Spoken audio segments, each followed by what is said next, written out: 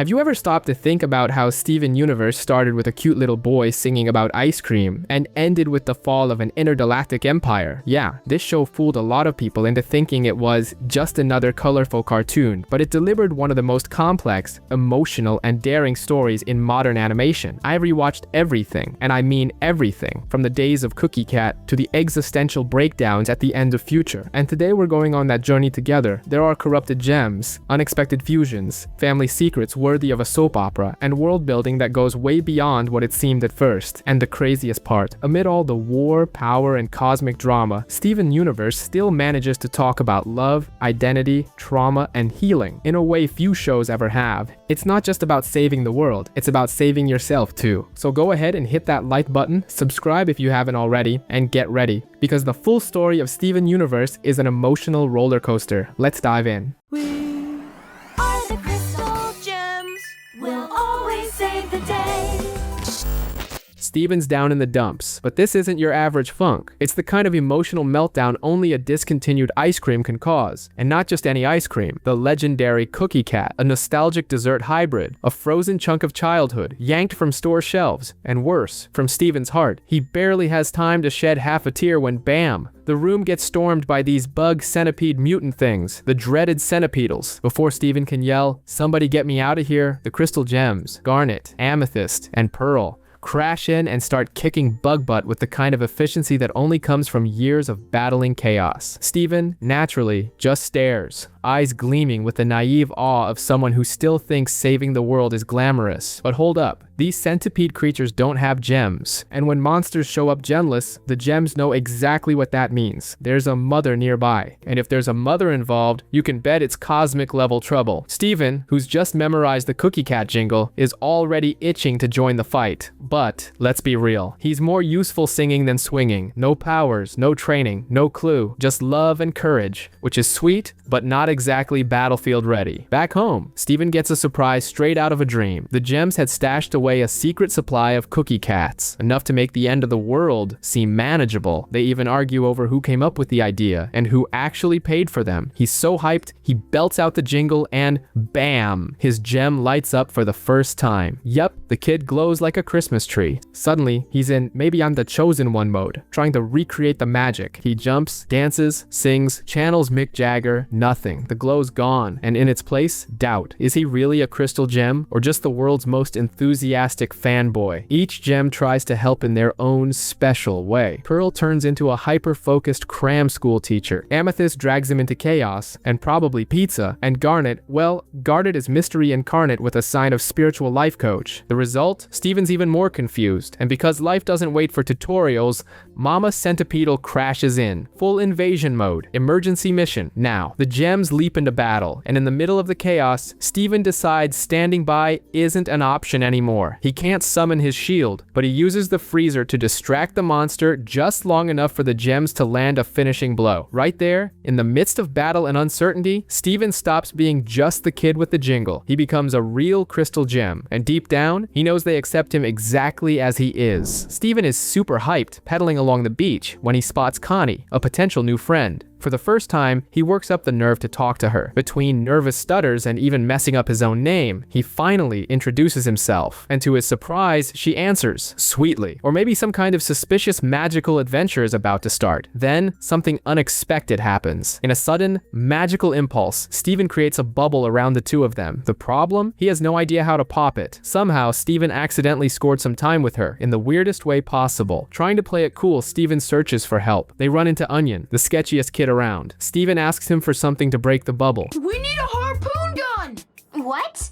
And Onion pulls out a harpoon. It doesn't work, and frustration builds. The two head to the amusement park, where Steven hatches another wild plan. Ride a roller coaster to bust the bubble. That fails too. The impact launches them into the ocean, sinking fast. Yet again, our gem boy manages to drag them into near-death situations. In the silence of the deep sea, Connie opens up. She confesses her fear of disappearing without anyone noticing. She believes she wouldn't be missed. Steven listens closely and tells her he had seen her before, at the town parade, when she lost a bracelet. He kept it, hoping one day he'd get the chance to return it. That simple gesture touches Connie deeply. For the first time, she feels like someone truly cares. prepares. But danger strikes again. A sea monster appears, drawn by the bracelet's glow. In a moment of pure bravery, Steven pulls Connie out of the bubble and offers himself as bait, holding the shiny object. He risks everything to protect her, not with powers, but with heart. Once the danger passes, the bubble finally pops, and the crystal gems show up at last. Back on the surface, Connie gets her bracelet back, and in the middle of all that chaos, a powerful connection is born. In the middle of a desert that looks like it was designed by a college dropout interior decorator, or maybe just a really high architect, Steven is there, sweating more than a fan in line for a meet and greet, trying to keep up with the crystal gems. But then Pearl gives the alert. Desert Glass, a corrupted gem who clearly has some serious unresolved issues, is at it again, creating absurd architectural nonsense. We're talking columns that hold nothing, staircases that lead nowhere. It's basically a public works project, only shinier. The mission is urgent, but as always, Steven gets benched with a smile. Left alone, toasted by the sun, and sweating like a street fair snack vendor, Steven hears a strange noise. Suddenly, a lion appears. Steven, spooked, thinks he's about to become Lion Chow, but the creature turns out to be a giant fluffy cupcake of a beast who just wants a little love, and maybe a snack. This lion is the pet dreams are made of. Gentle, magical, and with the face of someone who would totally binge-watch Gilmore Girls just to keep you company. Steven obviously falls in love. I mean, who needs a goldfish when you've got a cotton candy-colored lion that could probably carry more school supplies in its mane than any backpack ever made? Time passes, and Desert Glass decides it's time for a comeback. Her architectural madness kicks back into gear. That's when the lion shows he's not just a pretty face with a silky mane. He's basically a pink war tank with mystical powers. He protects Steven, dodges traps, and helps shut down the gem's shiny disaster project. On the way back, Steven, all excited, wants to introduce his new buddy, but nobody buys it. Ronaldo, the conspiracy theory wizard, thinks the lion is invisible. Others just figure Steven made it all up because, well, that's the teenage condition. Nobody takes you seriously. Disheartened, Steven starts thinking the lion was just in it for the magical pillow. Yes, that's a thing, and not their budding friendship. But that doubt doesn't last long. When Desert Glass goes fully berserk, the gems have to move fast. Who charges back into the chaos? That's right, the pink lion. He reappears and saves the day. Together, he and Steven dodge traps, bounce around like they're in a vintage platformer, and even recover the enchanted pillow, which, it turns out, was the real cause of all the drama. And in the end, it all clicks. The lion hadn't abandoned them. He was quietly protecting everyone. I love you, Steven.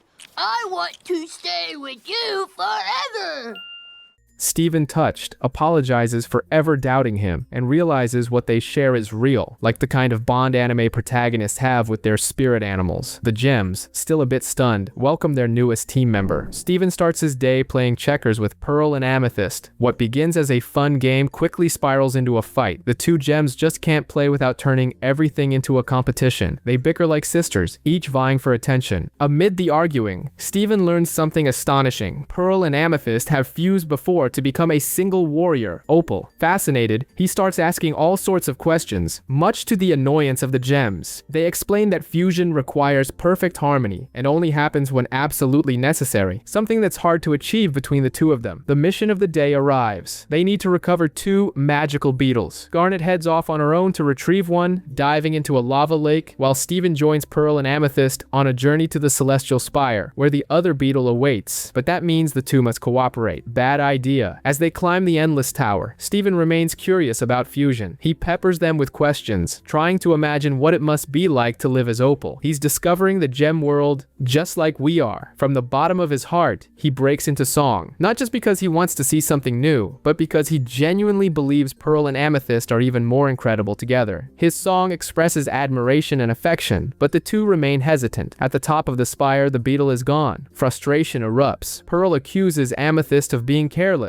Amethyst snaps that Pearl is always nagging. Their argument becomes chaos. Then, real danger strikes. Steven, who had named the creature Steven Jr., is swallowed by a magical bird. There's no room for bitterness now. In a moment of perfect synchronicity, Pearl and Amethyst dance and finally fuse again. Opal is reborn, majestic, powerful, just as Steven had imagined. With grace and precision, she saves the boy. Overwhelmed with joy, Steven reprises his song, "All I Want to Do Is See You Turn Into a Giant Woman." human. A truly epic moment. Back at the temple, Opal has already unfused. Pearl and Amethyst go right back to arguing, as if nothing happened. But in his own quiet, clever way, Steven reveals he managed to retrieve the missing beetle. Garnet returns, proud. Steven not only helped complete the mission, he inspired a miraculous fusion. After some time, our boy is beyond excited about summer break. Finally, a chance to do, well, nothing. Or actually, everything. But then, the season throws its first curveball. Connie has tennis practice, because perfection never takes a break. And then, a family dinner. Translation, plans canceled. But don't worry, she promises they'll hang out the next day. And Steven, ever the optimist, already starts daydreaming about all the things he'll learn over summer break, like he's about to earn a PhD in being human in just 2 months. Thrilled by the revolutionary concept of school, Steven tries to share the idea with the crystal gems. But for them, education means something entirely different. More like intergalactic survival training, with swords, dust, and a blackboard straight out of a war zone. Even so, Pearl slips into her enthusiastic instructor mode.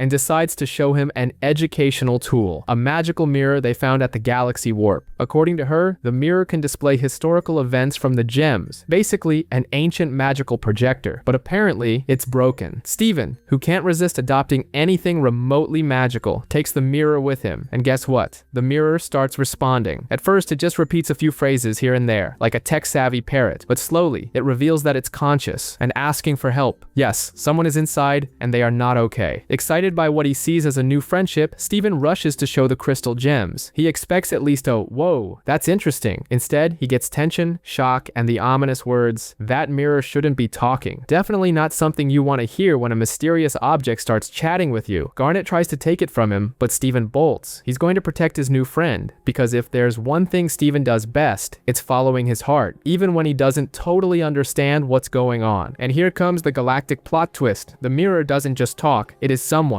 A gem nice to meet you, Lapis Lazuli. She thanks Steven for freeing her from what felt like an eternal prison. Yep, she was conscious the whole time, trapped inside the mirror, begging to be let out. And the most disturbing part, she claims the crystal gems knew and did nothing. That's her side of the story, of course, but the gem's silence says a lot. Suspicion is definitely in the air. Lapis is wounded, physically and emotionally. Her gem is cracked, and the bitterness is palpable. She decides to leave Earth. She even invites Steven to come with her, but he hesitates. On one side, there's a new gem asking for help. On the other, the ones he's always seen as family, who might be hiding some dark secrets. In the end, Lapis leaves alone, and Steven is left with a mix of emotions, confusion, guilt, and a growing doubt about the past of the crystal gems. The next morning, Beach City wakes up to a strange surprise. The ocean has simply vanished. The town is thrown into chaos over the missing beach and the blow to its local economy. The crystal gems soon discover that Lapis Lazuli is behind it, using the seawater to create a massive magical structure deep beneath the ocean floor. Feeling guilty for having freed her, Steven decides to make things right. Together with his father, Greg, and the gems, he sets out on a journey to fix what he started. When they reach the structure, they find Lapis at the top, determined to leave Earth. She refuses any help and accuses the crystal gems of only caring about the planet, not about other gems. She says she never believed in this place and only wants to go home. Steven tries to reason with her, but the tension escalates. Lapis summons water clones of the gems to defend herself, effortlessly pushing them back. Despite the danger, Steven climbs to the top alone. There, he discovers that Lapis's gem is cracked and that she's been using the ocean to boost her powers. With compassion, he offers to help. Using his healing abilities, Steven is able to restore her gem. Touched by his kindness, Lapis thanks him. Now whole again, she decides to leave for space on her own. She bids Steven farewell and vanishes into the sky. Quietly, he watches as the gems regroup. Steven realizes that not all gems are heroes or villains. After everything that's happened, Steven starts his day with an existential crisis worthy of a hungry philosopher, donut or spicy pretzel. His sugar-fueled identity crisis turns into a conversation with Sadie, who sheepishly admits her mom still packs her lunch. She's been doing it for years. I mean, I know how to feed myself. They just make me feel like a kid, you know? Years of triangle-cut sandwiches and motherly notes, somewhere between pampering and mild embarrassment, between jokes and bites, they realize growing up is this weird mashup of craving the new while clinging to old comforts. Teenage years really are an emotional loop set to a moody indie soundtrack. Later at home, all Steven wants is a nap, which is already asking too much. But Lion, the pinkest and most mysteriously lazy creature on TV, decides to stick to him like glitter at a kid's birthday party. First, he steals the bed. Then, he plops down on Steven's face like he's a custom-made pillow. The boy wakes up smothered and confused as Lion becomes increasingly insistent, like he's trying to show something. No subtitles, no instructions. After a few failed attempts to shake him off, Lion finally reveals what he's been hiding, a magical portal tucked inside his mane. Because of course, why not? On the other side, Steven discovers a secret space, frozen in time. Among the mysterious objects, one stands out, a cassette tape with his name. Just his name. No cute dedication, no gift wrapping. He hits play, and there she is. Rose Quartz, mother, martyr, ex-rebel leader, and queen of emotional enigmas. She explains that she couldn't live to see him grow up, that she had to stop existing for him to begin. A tender explanation for the weight of a permanent absence. Then comes the line that blends comfort and longing, that every time Steven loves himself, it will be a reflection of her love for him. That's when the boy, already moved, turns into a puddle. The mother he never knew delivers with a soft and steady voice, a fragment of peace he didn't even realize he was looking for. Now Steven tries to learn how to dance with the crystal gems as part of the fusion process. Compared to the gems, Steven feels like he's made of concrete. He watches their movements and mimics their steps with dedication, but nothing happens. Pearl questions whether Steven, being half-human, is even capable of fusion. Garnet, as always, believes in his potential, though Steven ends up feeling humiliated by his gem family once again. Later, in a quieter moment, Steven talks to Connie. She admits she's afraid of dancing in public, recalling a school dance she couldn't bring herself to attend. Everyone has their traumas. To help her, Steven suggests they dance together. No audience, no pressure. In this heartfelt gesture, something magical happens. They fuse. Stevani is born, the first fusion between a human and a gem. Stevani's appearance shocks everyone. Pearl panics and calls the fusion inappropriate. I'd even say suspicious. Garnet, on the other hand, embraces the moment with calm acceptance, saying, "You are not two people, and you are not one person. You are an experience." With Garnet's support, Stevani decides to step out and explore the world. They stop by the donut shop, where their magnetic presence baffles Lars and Sadie. Soon, they're invited to a party at a warehouse. What starts as a night of freedom quickly turns into discomfort. All eyes are on them, judging, expecting something. The fun fades under the weight of outside pressure. That's when Kevin appears, arrogant and invasive, insisting on dancing with Stevani. The tension builds until it reaches a breaking point. When Kevin crosses the line, Stevani stands firm. And it's Stevani. I am not your baby. The fusion holds steady until they leave the party. Back outside, Steven and Connie return to their normal selves, exhausted, but deeply changed by the experience they shared. The next day, the gems show up at home with Amethyst, carrying galaxy warp artifacts like they just brought back junk from a flea market. And Pearl, she reacts with pure tension, like the past just rang the doorbell, which, technically, it kind of did. Her fear isn't just about the portal being reactivated and attracting unwanted visitors from homeworld, it's about that painful decision all the gems made once, giving up their own home to protect this little spinning blue planet. Pearl, always the methodical one, turns into an emotional spreadsheet with war trauma. The sacrifice they made didn't become a memory. It's still an open wound. And seeing that thing back in their home, it's like rubbing salt in all the drama. Steven, of course, tries to lighten the mood by bringing up the No Home Boys, a show probably only he watches, about kids with no place to call home, which, let's be real, is teenage metaphor gold for emotional escapism. Amethyst jumps on board, because when the vibes are off, why not hit the road with sad music pretending to be happy? While they wander off, the song On the Run plays, one of those upbeat tunes you only realize is actually heartbreaking when you pay attention to the lyrics. Amethyst is all smiles on the outside, but inside she's carrying the weight of never truly belonging anywhere. She takes Steven to the kindergarten,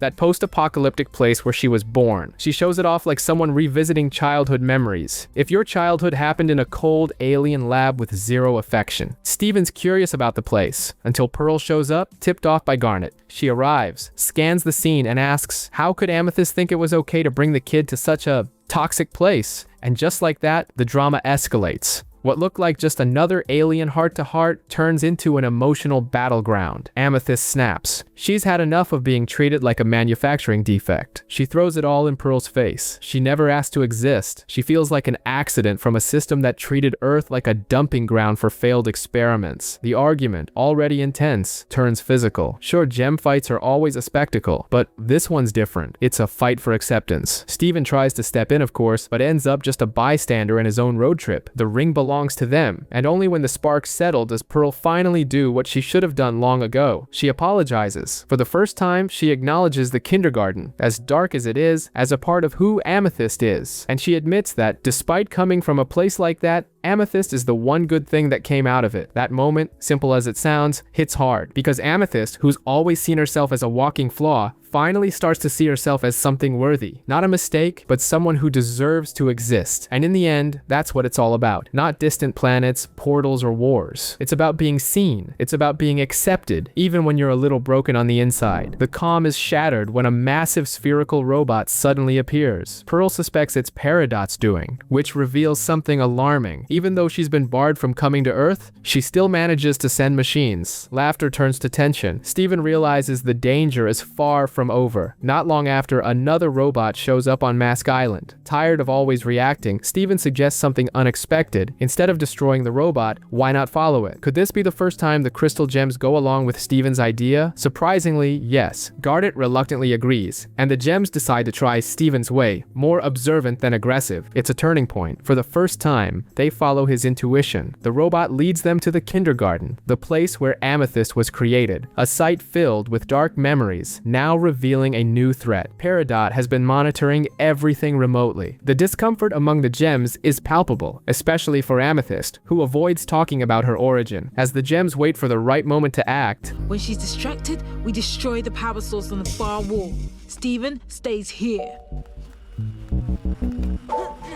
Steven approaches on his own and surprises Peridot at the control center. She's shocked to see Steven, and even more so to learn the gems are still alive. To her, Earth was supposed to be an abandoned planet. Still, Steven doesn't attack. He tries to talk. In their brief exchange, Peridot reveals she's merely gathering data from the old facility, unaware that any resistance remained on Earth. But before the conversation can go deeper, the gems intervene and destroy the equipment. Peridot escapes, furious, frustrated by yet another failure. Even so, Steven's choice proves effective. Garnet and Pearl acknowledge that, thanks to his boldness, they now know more about the enemy's technology and its possible connection to Homeworld. It all ends with a major step forward. A new way of facing the unknown begins to take shape. It's mission time again, and Steven tags along with the crystal gems to an ancient battlefield, an open graveyard of forgotten weapons and memories from the rebellion against Homeworld. But this isn't just any battleground. It's practically sacred ground, the heart of the resistance. Rose, the leader of the revolution, once stood tall here, and Pearl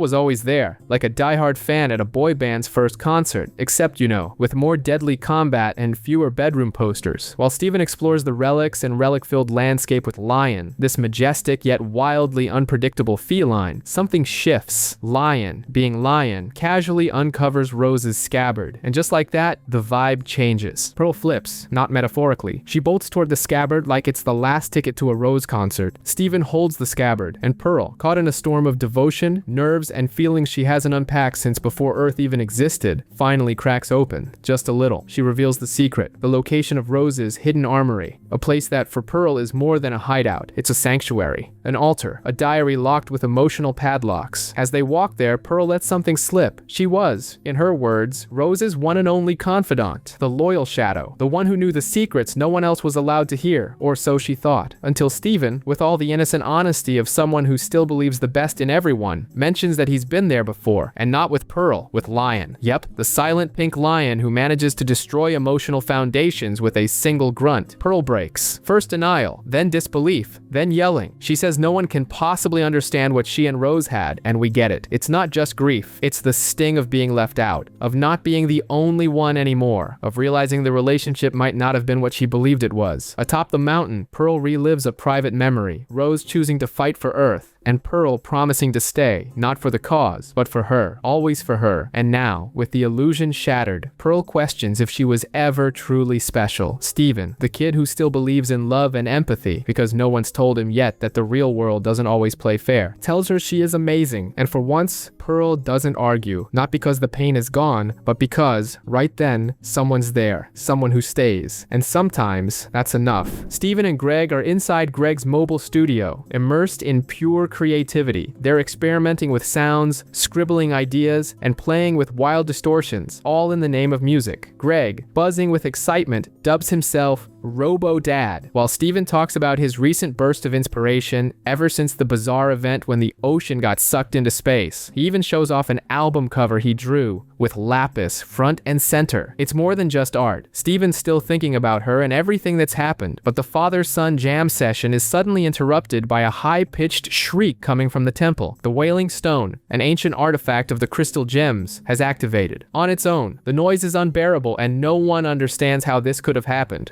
Garnet, Pearl, and Amethyst gather, on high alert. This isn't just a signal, it's a message from beyond Earth. Clueless about how to proceed, Steven has an idea. Maybe his dad can help. Even without alien tech, Greg sets up his old school gear. Microphones, cables, retro effects. Steven watches, hopeful, and while they manage to catch some broken fragments of sound, the van's battery can't handle the load and shuts everything down. Frustration sets in. Greg feels out of place in this world of magical warriors and glowing gems. He sings a quiet, heartfelt song about feeling too small to do what others seem born to do. Then, amid the discouragement, Steven has a spark. What if the signal isn't just audio? What if it's video too? With the gems' help, they recharge the battery and rewire the setup, now with video in mind. Suddenly, the sound shifts. Bits of voice cut through. An image flickers to life. It's Lapis. She speaks quickly, fear heavy in her voice. She warns them. A new gem is on her way, Peridot, and she's not alone. Homeworld tech has become something even she can't comprehend. She begs them, don't resist. Any attempt to fight back will be hopeless. Earth doesn't stand a chance. Please, don't put up a fight. It will only lead to devastation.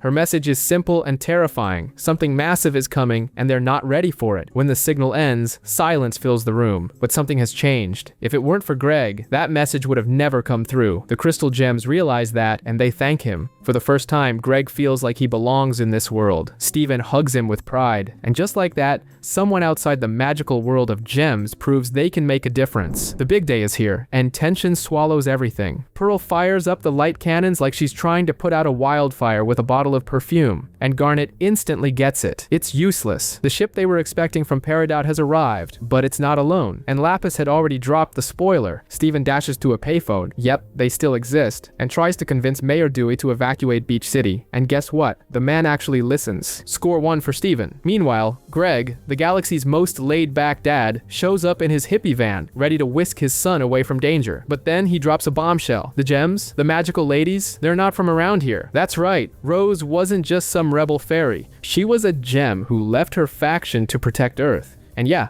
there was a real war, with real casualties. Steven, of course, switches to full-on heir to the mess mode. He realizes that running would be betraying this crazy legacy. He begs his dad to turn around. He's not running, he's fighting. He wants to be a crystal gem. Cue the single tear and the dramatic soundtrack in his head. In full this might be goodbye mode, he calls Connie. He just wants to hear her voice, or maybe just say a nervous, hey. But time, as always, plays dirty. By the time he gets to town, chaos has already taken over. The crystal gems are facing the ship like someone trying to stop a hurricane with an upside-down umbrella. Garnet sees Steven and gives him the classic love-loaded warning, run. But Steven digs in. He sends the message loud and clear. This is my home, and you're my family. Yep, not even therapy can fix this now. From the ship, the harbingers of doom descend. Peridot, Lapis, and Jasper, the new villain in town. Arrogant, ripped, and clearly full of herself. She looks at the crystal gems with the same contempt we reserve for people who talk in movie theaters. But then she sees Steven, and sees the shield, and sees Rose, and sees an opportunity. She decides he's coming with them. After all, Yellow Diamond needs to see this with her own eyes. Or, you know, diamond eyes or whatever. The battle erupts. The ground cracks. The Tension skyrockets. Steven tries to protect the gems, but he's knocked down. Still, his shield draws attention. It's rose quartzes. He shouts that he's a crystal gem too. Jasper smiles like she just won a prize. To her, Steven is a glitch in the system, but a useful one. Steven wakes up alone in a cell, with no idea where he is or what happened to his friends. Trapped behind an energy barrier, he's startled to find that he can pass through it effortlessly. Unsure why that's possible, but determined to act, he escapes and begins exploring the villain's ship. Along the way, he encounters an enraged and frantic gem, Ruby. She's desperately searching for someone named Sapphire. No! I mean, don't look at me! Just go away!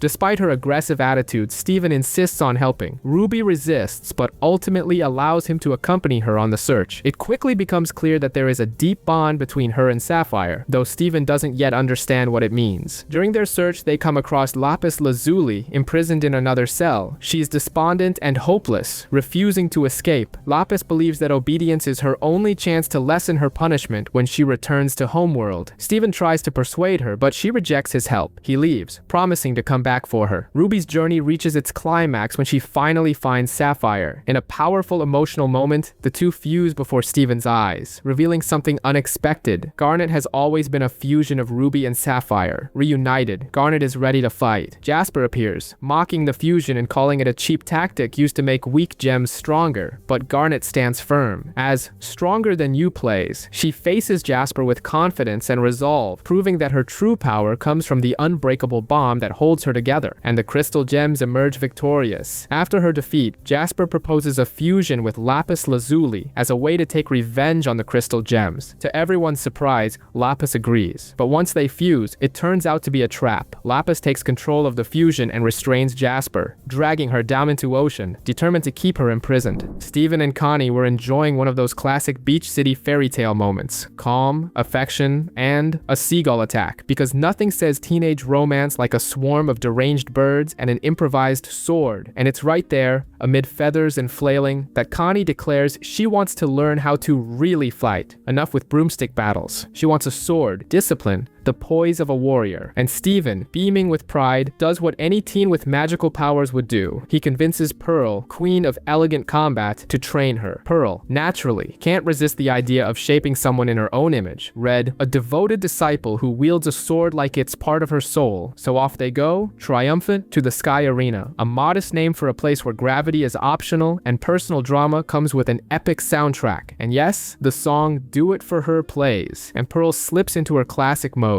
Emotional monologue disguised as a fencing lesson. As Connie learns to spin, slash, and obey, Pearl replays her nearly religious devotion to rose quartz, a love that felt more like sacrifice than true partnership. At first, Steven is mesmerized by it all, but then, slowly, he starts connecting the dots. Ever the group's moral compass gives him that crucial nudge of reality. Pearl isn't just teaching swordplay, she's reenacting old toxic emotional patterns. And sure enough, Steven confronts Connie. She, now trained and determined, declares she's ready to risk herself for him. Sweet, tragic, alarming, Steven feels all of it at once. Then, with more maturity than most grown-ups on the show, he halts the cycle and reaches out, literally. He reminds her of where it all started. Warmth, connection, no sword in between. Together they decide this isn't about blind devotion, it's about partnership. Pearl, of course, resists. She wants Connie to be prepared to act alone and protect Steven, just as she once protected Rose. But Steven, in a moment of powerful self-awareness, breaks that mold. He's not Rose. Connie isn't anyone's human shield, and their fight will be side by side, not one sacrificing for the other. In this emotionally charged shift, Pearl lowers her guard.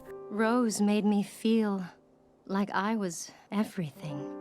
Therapy isn't a thing in Beach City yet, unfortunately, but seeing Steven and Connie choose balance over self-erasure, she begins to understand that maybe, just maybe, there's a way to love that doesn't require vanishing. During an ordinary moment, Steven and the crystal gems share a light-hearted scene folding laundry. For once, nothing magical or apocalyptic seems to be happening. Just kidding. The piece is short-lived. Garnet grows concerned that Peridot might still be trying to reactivate the kindergarten. The world can barely handle our gems. Imagine more of them. She explains that if the projectors at the site are turned back on, they'll start implanting new gems into the Earth's core again, draining its life force, a disaster that must be prevented. Determined to stop this from happening, the crystal gems head to the kindergarten with Steven. At first glance, the place seems undisturbed and inactive, though the atmosphere remains eerie. A voice recording left by Peridot reveals something even more unsettling. She's been conducting experiments using fragments of shattered gems, forcing them into fusion, and as we know, that's just evil. They manage to track Peridot, but she escapes after a brief chase.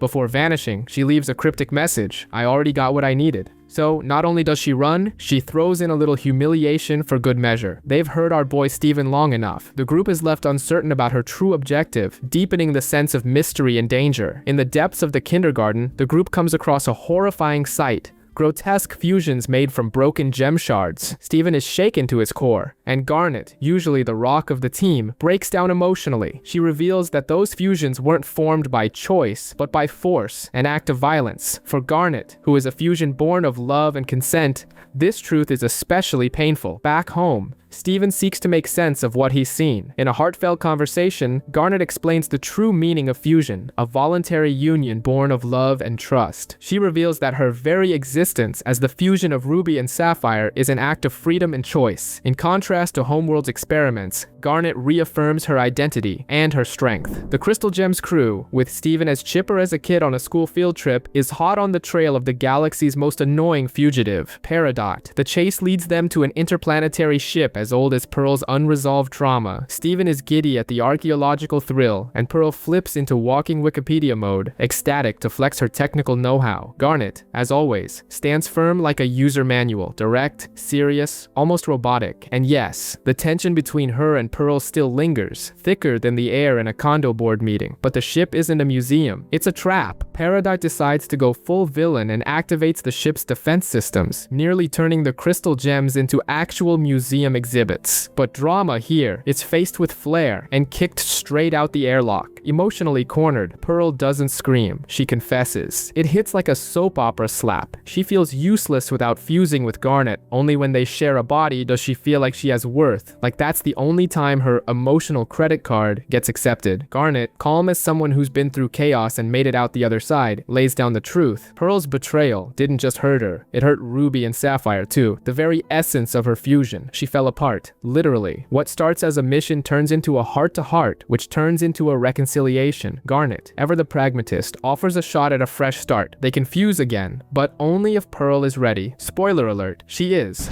Only if you're okay with it.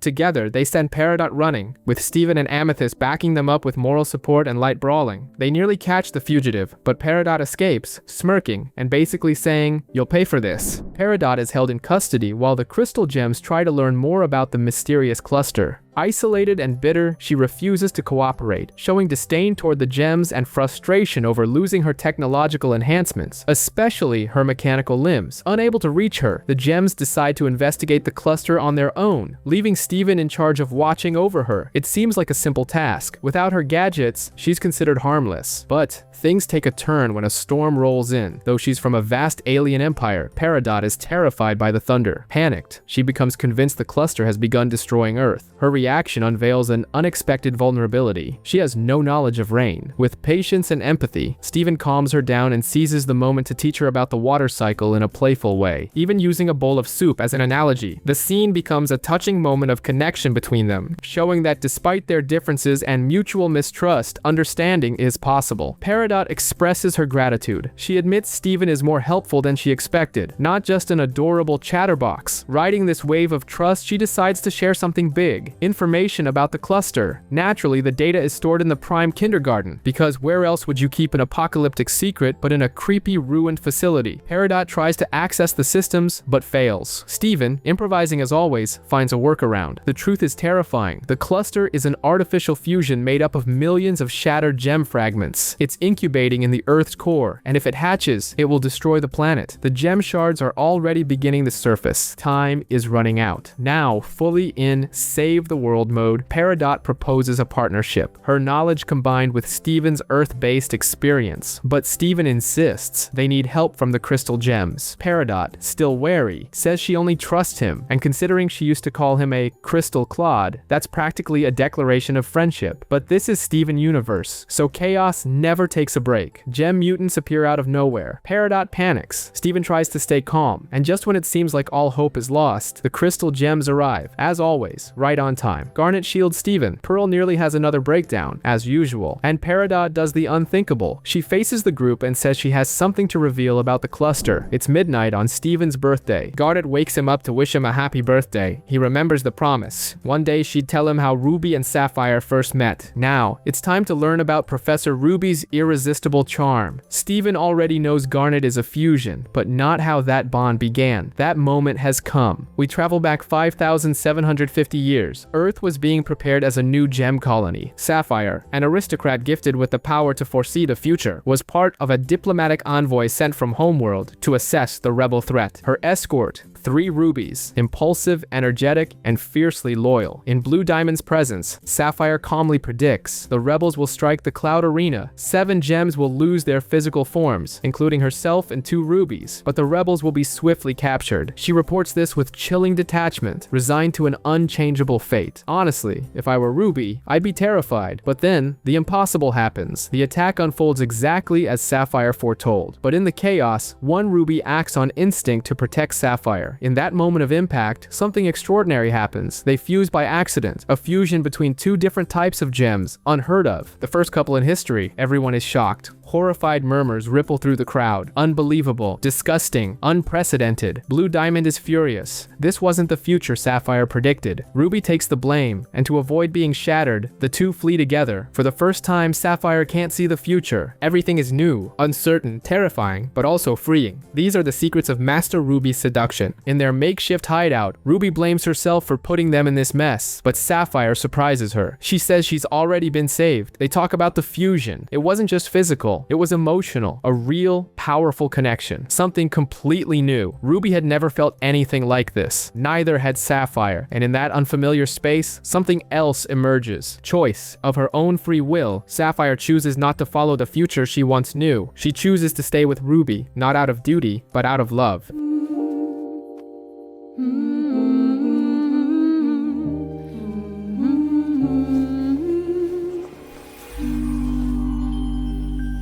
Later, they're found by Rose, Quartz, and Pearl, leaders of the rebellion. Rose welcomes them, offering them a place to stay. Faced with this new possibility, Sapphire realizes she prefers the uncertainty of freedom to the rigidity of a preordained future. And so, in choosing to remain together, Garnet is born, a new being, a symbol of union, freedom, and love. Back in the present, a moved Steven asks, what was the answer? Garnet smiles and says, you are the answer. The answer was love, the kind that breaks rules, defies prophecy, and creates something entirely new. Now that is the greatest couple of all time. From her lofty perch as chief engineer savior of the planet, Peridot announces that the mission is far from over. The new plan? It requires surgical precision to drill into the cluster. Think brain surgery, but in the Earth's core. And for that, guess what? They need the coordinates. Where are these little beauties hidden? In a secret diamond base. On the moon. Because of course, just when you think things can't get any weirder, there's a lunar base in the mix. Steven, who's accepted far more absurd things without blinking, chokes slightly on this one. With help from Lion, yes, we're still talking about a pink interdimensional lion, the gang launches into space with a plan as slapdash as a barbecue in the rain. The trip, chaotic. But hey, it brings them closer, like a spiritual retreat, only with less yoga and more zero gravity. Once on the moon, they find an ancient base that looks straight out of a catalog titled Intergalactic Oppression Palaces. The eerie silence feels like a jab to the conscience. Peridot, now an aficionado of authoritarian architecture, is enthralled by the systems, decoding everything like it's the fine print on a medicine bottle. She finds the coveted cluster coordinates. Mission accomplished? Oh honey, sit down, the drama's just getting started. Miss Cold Logic decides decides to go the extra mile because obviously no one here knows when to stop. She reveals the Diamond's real plan for Earth: 89 kindergartens, stadium-sized structures, and a planetary-scale map of devastation. To her, it's a symphony of progress. To Garnet and Pearl, it's like watching the end of the world in slow motion. Steven, ever the boy caught between family legacies and geological doomsday devices, tries to stay neutral as the tension explodes. Peridot doubles down and drops the cluster blame squarely on Rose Quartz. Yep, tosses it in the lap of the deceased like a cosmic collection notice. Garnet, shaking with fury, finally unleashes the rage of someone who's been dealing with smug robots for far too long. Steven tries to play peacemaker, but the damage is done. The mood turns funeral-like and no one's in the mood to chat. The return trip is silent. No mission accomplished. No good job. Peridot, perhaps for the first time, doesn't argue, doesn't defend herself, doesn't even offer a technically speaking. She just walks alongside the others, somewhat distant, deep in thought, and in that awkward silence, a tiny crack forms in her wall of logic. Maybe, just maybe, she's beginning to understand what it means to be alive on this chaotic little planet. With the coordinates to the moon base revealed, Steven and the crystal gems prepare to test the drill, the key weapon against the cluster. While Garnet insists on rigorous testing, there's a glimmer of hope. The dormant threat might finally be neutralized. In this tense atmosphere, Peridot pulls Steven aside for a private conversation. She reveals her loyalty to Yellow Diamond, whom she still sees as the ultimate authority. Steven tries to reason with her, still bound to homeworld logic, confesses something more serious. She's stolen a communicator capable of contacting the Diamonds directly. Steven tries to stop her, but she activates the device. The communication with Yellow Diamond is cold and strained. Peridot begins reporting on her mission, but then, unexpectedly, she defends Earth. She questions the planned destruction and proposes alternatives. Yellow Diamond responds with scorn and humiliation. I want my cluster, and I want that planet to die. Just make that happen.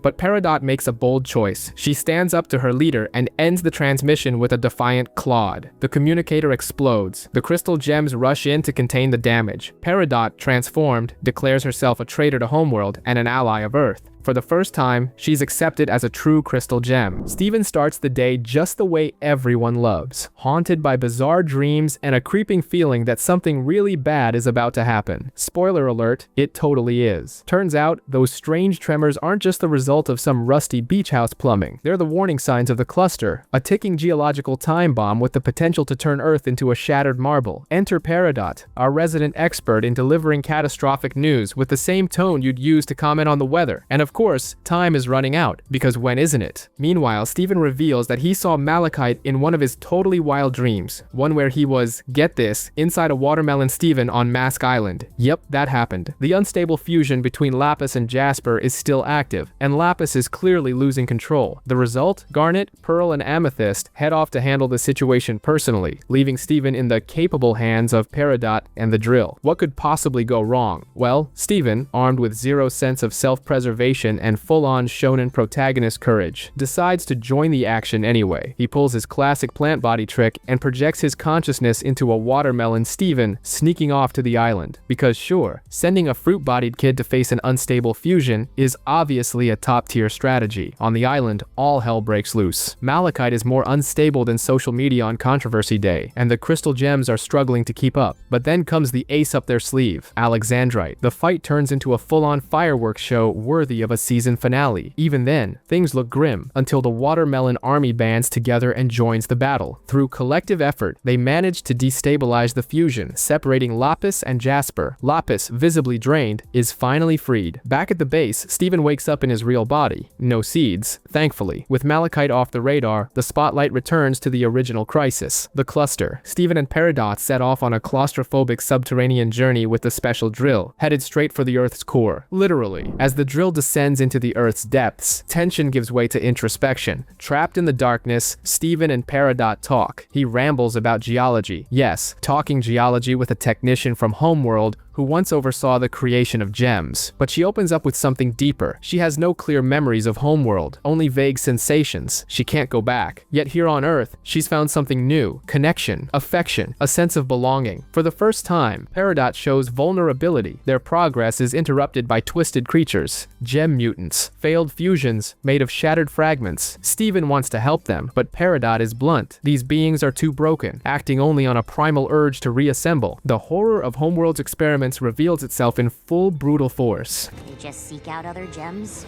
looking for the missing pieces of themselves, trying to make themselves whole.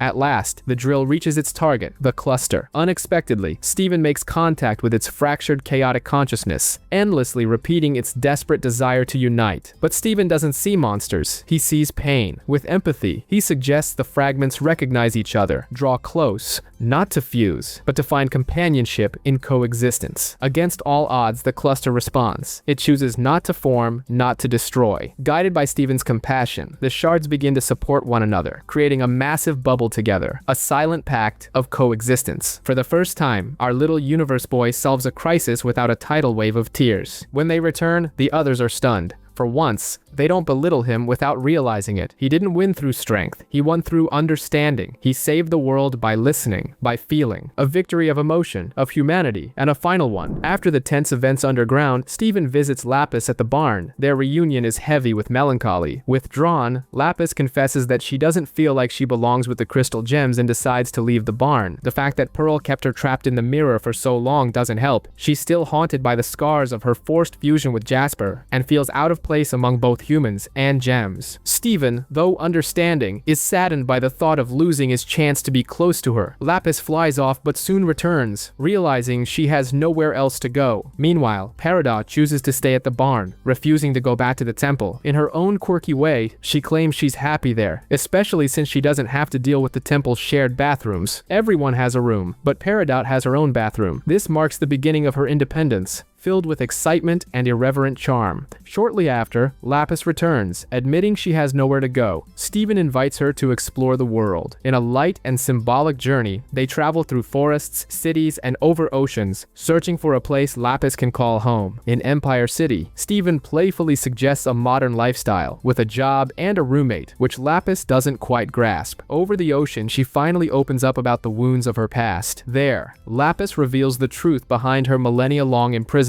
During the war, she was mistaken for a rebel and unjustly captured. She shows Steven the place where she was abandoned. Her pain surfaces in a deeply intimate and transformative moment. With tenderness, Steven speaks of change, how even the most unlikely places can evolve. He encourages her to see Earth not as a prison, but as a chance for something new. Moved by his words, Lapis chooses to stay, not out of obligation, but because she wants to. Our Lapis finally begins to break free from the mental grip of her trauma, though she doesn't yet realize she'll be living with a bathroom-obsessed nutcase. Out of nowhere, a squad of rubies shows up, sent by Yellow Diamond herself, and the tension? Thicker than expired chocolate mousse. Peridot, who had just gone full rebel mode and even insulted the supreme boss, flips straight into full-blown panic. After all, she basically scheduled her own demolition live on prime time. But then, the crystal gems arrive, standing tall, to remind her she's one of them now, officially part of the superpowered good gals. It's our sworn duty to protect anything that calls this planet home.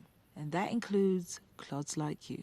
And then comes Steven, with logic straight out of a Looney Tunes episode. Let's hide the truth with a baseball game. Yes, baseball. The gems morph into open TV sitcom characters. Bob, Earl, Sophie, all playing as if Earth itself depended on a home run. But the field quickly turns into a drama stage when Ruby and Sapphire start exchanging glances, flirting on the down low, and totally forgetting they're on a mission. The flirting escalates to full-blown telenovela levels. And you can guess what happens next. Ruby gets distracted and is eliminated, which almost blows the whole cover. It was sweet. It was real. It was a total disaster for the mission. Identities? Accidentally revealed. The rubies, never known for subtlety, get ready to smash everyone to pieces. And then, plot twist worthy of a soap opera finale, Peridot steps up. That's right, she pulls a full martyr move in record time, proving she's ride or die for the crystal gems, or at least until the next freakout. Steven, with the sacred audacity only he possesses, spins a tale that Jasper went on a vacation to Neptune, and the rubies, they buy it. Hop onto their ship, punch in an interplanetary flight plan, and blast off, probably without even packing a jacket. Earth breathes a sigh of relief, and Peridot earns another gold star on her redemption card. She might as well start prepping her Hero of the Week segment on America's Funniest Heroes. Steven discovers that his healing spit has returned after he fixes his stuffed bear, MC Bear Bear, reigniting his hope of helping others. Excited, he shares the news with the crystal gems and quickly sets his sights on one goal: trying to heal a corrupted gem he once bonded with, Centipedal. Despite Garnet's objections, Steven insists and manages to have Centipedal released from her bubble. But can the gems really trust Little Universe? The healing works, partially. Centipedal takes on a semi-humanoid form, but she's still disoriented and nonverbal. Steven gently tries to revive her memories, only to realize the trauma runs far deeper. Trying new ways to connect, Steven eventually finds a bridge. Centipedal communicates through drawings. Through her images, she reveals her past. A squadron captain, the arrival on Earth, the Gem War, and the devastating attack by the Diamonds, the true cause of her corruption. Steven's healing isn't enough to undo the damage, but he achieves something just as meaningful, an emotional reconnection, and this time, no snack offerings were needed. Guided by Centipedal, Steven takes her to the ruins of her old ship, where corrupted members of her squadron silently await. They reunite in a moment of recognition and quiet unity. In the end, even without a full cure, Steven makes a new decision. He wants to learn the gem language. Technically, he doesn't even go to school, hoping to communicate with greater empathy. He doesn't just want to heal wounds. He wants to reach forgotten hearts. After some time, Steven excitedly takes Lapis to the dock for a surprise. A small boat named Lil Lappy, rented by him and Greg to help her reconnect with the ocean in a safe way. Lapis hesitates. She even says she doesn't deserve such kindness, and admits she's still scarred by the trauma of her fusion with Jasper. But she agrees to come aboard. During the boat ride, the mood is friendly but tense. When Greg suggests that Lapis be the captain, she refuses. Don't put me in charge! Oh, sorry.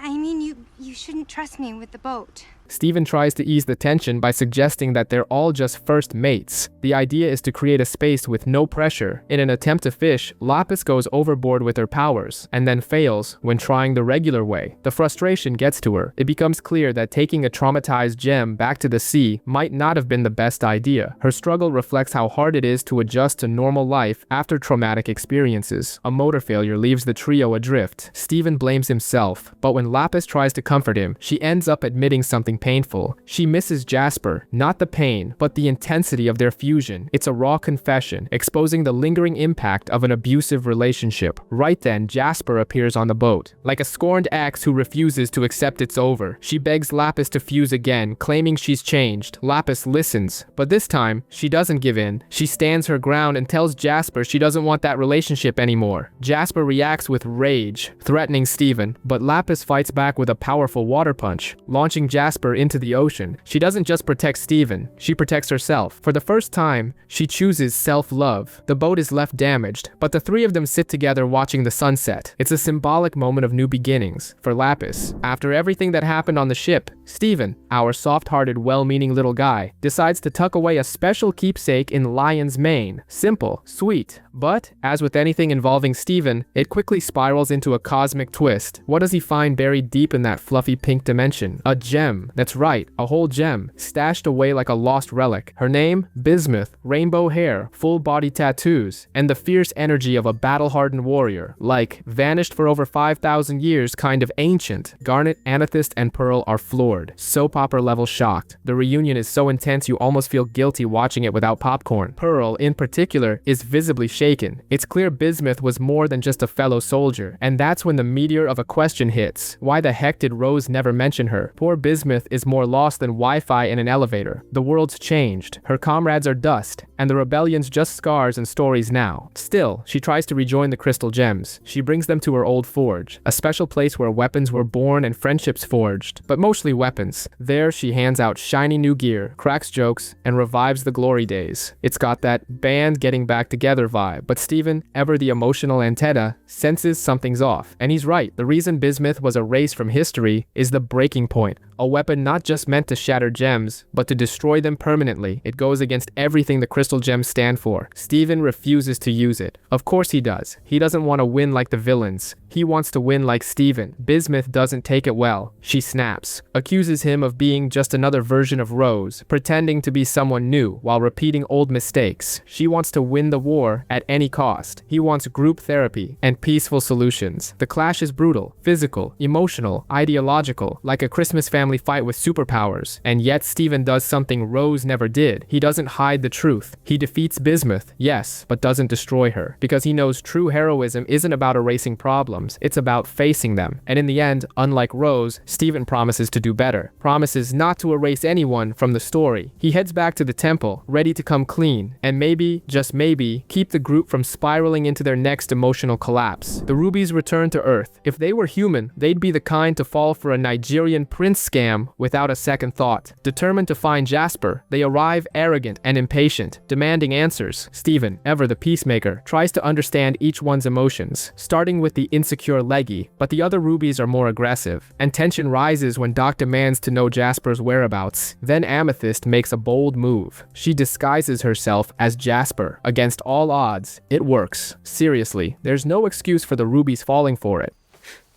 I'm right here. I'm Ruby 1F4 Cut 4ND. I fought in the war for Earth. Amethyst claims she's escorting the crystal gems as prisoners to the moon base under orders from the Diamonds. The Rubies buy it. On the journey, comedic and tense moments trade off. Amethyst leads with unexpected confidence, gaining respect as a leader for the first time. Pearl and Steven play along, helping keep up the act. But once they reach the moon base, everything changes. Eyeball drops a bombshell. She claims to have seen Rose Quartz shatter Pink Diamond. Steven, stunned, refuses to believe such a thing about his mother. Despite the rising tension, Steven, still posing as Jasper, manages to convince one of the Rubies to return to Homeworld and report in his place, until he accidentally thanks Amethyst, blowing the whole charade. The plan falls apart. The Rubies attack, now fully alert and furious. Amid the chaos, Amethyst proves her growth and strength. Steven is left emotionally shaken by what Eyeball revealed about Rose, but there's no time to process. He has to handle the crisis with the Rubies first. In the end, their mission to fool the Rubies uncovers something far more difficult to face: the truth about Rose's past. In the vacuum of outer space, that deep silence where not even gossip can survive, Steven and Eyeball Ruby float inside a bubble. Ruby, in full-blown cosmic meltdown mode, immediately blames the boy for the mission's collapse and the tragic disappearance of her squad. There's no friendly atmosphere, not even a glimpse of the moon base, just the cold, empty void. Despite being the target of her crimson wrath, Steven takes a deep breath and delivers a mature, heartfelt sorry. Growth moment? Definitely. Too bad Eyeball's riding a vengeance high over their failed mission and isn't buying the apology. She's out for payback. And she's not subtle about it. Trying to shift the vibe, Steven changes the subject. Eyeball, still glaring with the intensity of someone who'd do therapy with a punch, drops a bomb of her own. She came to Earth looking for Rose Quartz. Hot rumor was, Rose was still alive. And then, plot twist, Steven drops his bomb. He is Rose, or at least,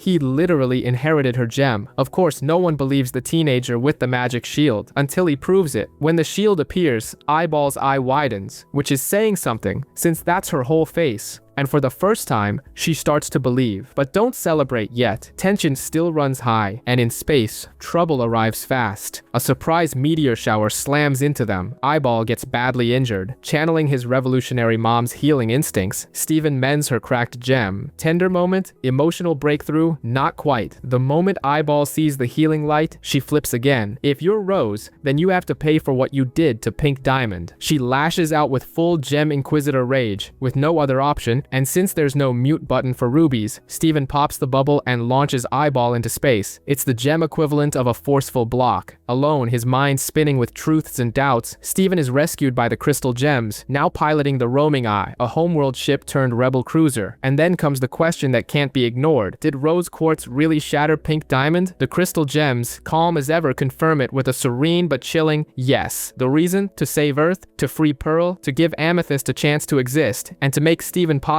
Just a few small things. Reality hits. Steven realizes his mom wasn't a flawless icon of virtue. She was a complex leader, full of love and guilt, light and shadow. And that truth changes everything, especially him. She didn't always do what was best for her, but she always did what was best for Earth. After all their past adventures, one day Steven wakes up, still at the movies with his dad Greg, groggy and with a fresh tear on his cheek. blame it on a weird dream, the kind that mashes up a cheesy 80s horror flick with existential drama. Of course he denies feeling sad, but the restlessness lingers inside him like a mosquito on a summer night. On the way home, Greg, sitcom dad that he is, tries to lighten the mood with jokes about cows being abducted by aliens. It's a sweet attempt, but it doesn't land. Steven's no longer the kid who accepted just because as an answer. When the forbidden name, Pink Diamond, comes up, Greg admits that Rose never talked about it. The frustration hits like a punch from Garnet. Not even dad knew anything? What else has been swept under the gem's magical rug? Later at the temple, Steven talks to Connie about the dream, and she recognizes the place he saw from an old diary, Buddy Budwick's journal. The image of the palanquin clicks in his mind like a puzzle piece falling into place. They rush off like a pair of Netflix teen detectives, full of hope that this time they'll get answers. Spoiler, they don't. Pearl goes into full-blown panic mode. Classic Pearl. Amethyst dodges emotions like a pro, and even Garnet, usually the team's rock, shows fear. A new kind of fear. Quiet, directed at her. Steven connects the dots. Blue Diamond. If Garnet's rattled, this runs deeper than he thought, and darker. Now suspicious of even the temple's pet, Steven does what every confused but determined protagonist must. Go after the truth, with his dad by his side. And surprise, Greg's in. They call Uncle Andy, pack up, and head to South Korea. The trip starts light, almost like a wholesome family vlog. But as they near the place from Steven's dream, the atmosphere shifts. Steven can feel it. He's getting closer, not just geographically. There, in the almost sacred silence of the palanquin, Blue Diamond appears. She speaks to Pink's memory, with the raw grief of a mourning mother. Hidden nearby like a cosmic stalker, Steven realizes he's dreaming through Blue's eyes, crying her tears, feeling her loss. Blue isn't just an antagonist, she's a living wound. Everything unravels when Greg is spotted. Blue's Pearl notices him and alerts her Diamond. Blue recognizes him as human, and, touched by his quiet empathy, takes him with her, as if preserving a part of Pink. Steven begs her to stop, but she ignores him. Greg is taken aboard the ship, swept away into interplanetary drama, and Steven is left behind, frozen, stunned, and tasting that bitter flavor of abandonment. Garnet arrives just in time to catch him mid-air after the ship departs. Steven tells her everything, pleads for help, and finally, the gem's wall of silence starts to crack. Still trembling, Garnet understands. The time for pink-colored lies and secrets is over. The moment has come. They're going to space. The mission to rescue Greg begins as Steven, Garnet, and Pearl go undercover to infiltrate the human zoo. They're putting themselves in extreme danger, second only to cave explorers, by assuming roles that fit into the rigid gem hierarchy. Garnet poses as a prestigious sapphire, flanked by her ruby bodyguard and her personal pearl. Steven, hilariously calling himself Esteban Universidad, quite possibly the worst name imaginable, pretends to be a human gift, playing his part in the elaborate disguise. Ruby struggles to contain her fiery impulses, while Pearl is visibly uncomfortable with her submissive role. Garnet, however, executes the performance flawlessly. Their arrival draws the attention of Holly Blue Agate, a strict and cruel overseer who guides them on a tour of the facility. Along the way, the oppressive nature of the zoo becomes painfully clear. The rules are harsh, and the humans are treated as nothing more than ornamental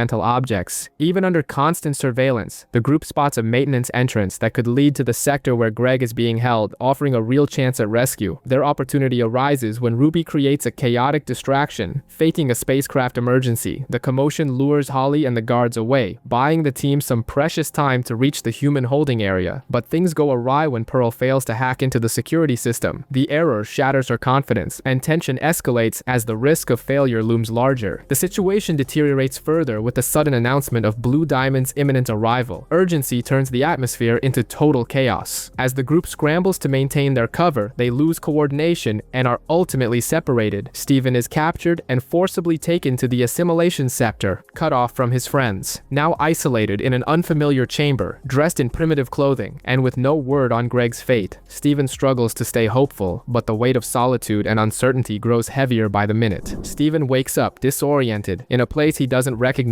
He quickly realizes he's in an artificial and strange environment. As he tries to make sense of his surroundings, he hears a familiar voice. It's Greg, his father. Their reunion is warm and heartfelt. Greg is getting his hair braided by two humans, walks over to Steven, and reassures him, saying he's fine and that the people here have been kind. They even braided his hair. Steven is shocked to discover they're in a human zoo, a controlled habitat overseen by the Diamonds, where humans have lived ever since they were taken by gems long ago. These humans follow a rigid, overly cheerful routine dictated by a little voice that schedules everything: when to eat, play, bathe, and sleep. There's no room for choice or independent thought. Despite its seemingly pleasant atmosphere, Steven senses something deeply unsettling. The happiness here feels manufactured. Greg tries to stay calm to avoid upsetting the locals, but he too is uneasy about the place. They agree to play along for now, but it's clear, this isn't a home. It's a prison disguised as paradise. The people here don't know pain, sadness, or even the concept of freedom. They've never made a real choice in their lives, because they don't even know what choice is. That night, while secretly exploring, Steven bumps into a wall and realizes it's actually a door. They decide to try escaping through it, but are stopped by the other humans, who don't even understand what a door is. To them, walls are just that, solid, impassable boundaries. When Steven and Greg try to explain, the humans laugh. Pain is so alien to them, it sounds like a myth. Faced with no alternatives, Steven comes up with a drastic plan: trigger the emergency system by inflicting pain. He asks Greg to hurt him, but Greg refuses. Steven tries to hurt himself, but fails. Before they can come up with another plan, the little voice announces the choosing ceremony. Greg is called and forcibly paired with a woman named Jane Tan. Outraged by the ritual, Greg interrupts the ceremony. He speaks passionately about freedom, love, and the power of choice. Things the zoo's humans have never even imagined. His words spark an unexpected reaction. For the first time, they feel negative emotions: sadness, rejection, frustration. They cry. They wonder why Greg made them feel this way. And just like that, they experience emotional pain for the first time. The emotional structure of the zoo collapses. The amethysts, alerted by the commotion, open the door and rush in to contain the crisis. Amid the chaos, Steven and Greg make a run for the door, but before they can escape, they're intercepted by the gems in charge of the facility. As they brace for the worst, a door suddenly opens, revealing the amethyst we all know and love, laughing hysterically. She tells the other amethysts that she knew they'd fallen for the prank. Relieved, the rest of the famethyst, the affectionate name our amethyst now uses for her sisters, including Skinny Jasper and Carnelian, allows Steven, Greg, and the other gems to move on. They make their way back to the roaming eye ship,